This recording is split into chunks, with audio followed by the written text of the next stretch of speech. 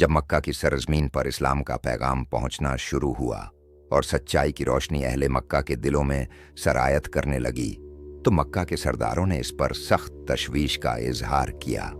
उन्होंने एक वफद के जरिए हजरत अबू तालिब के पास पैगाम भेजा और कहा, आप हमारे सरदारों में से हैं और बहुत मोहतरम हैं।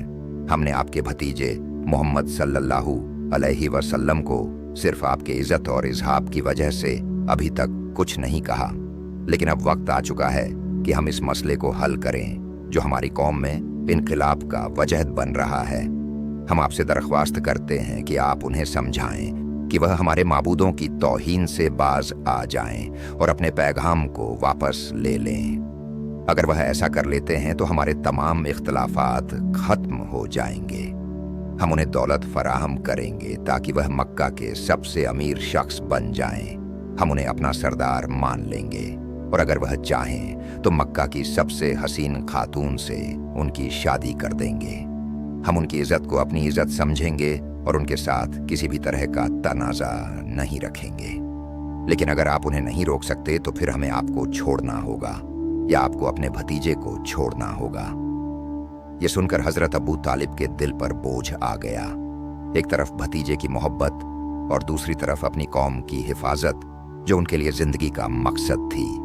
अरबी लोगों की इज्जत उनकी कौम के साथ जुड़ी हुई थी और हजरत अबू तालिब ने सोचा कि यह फैसला बहुत कठिन है।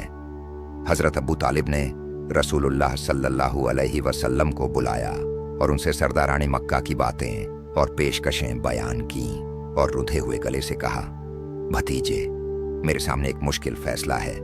अगर तुम उनकी बात नहीं मानते तो या मुझे तुम्हें छोड़ना होगा या मेरी कौम मुझे छोड़ देगी।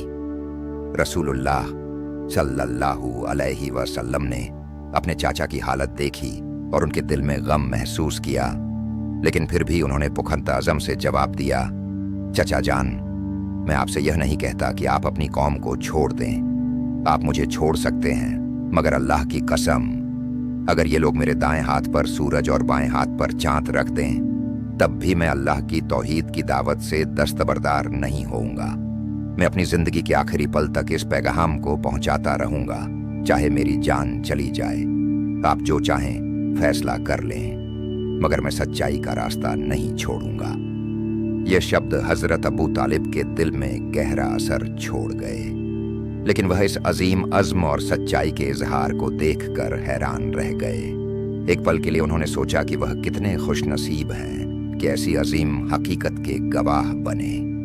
फिर उन्होंने दिल से ये शब्द कहे, भतीजे, जाओ, अपना मिशन जारी रखो, मैं हमेशा तुम्हारे साथ हूं।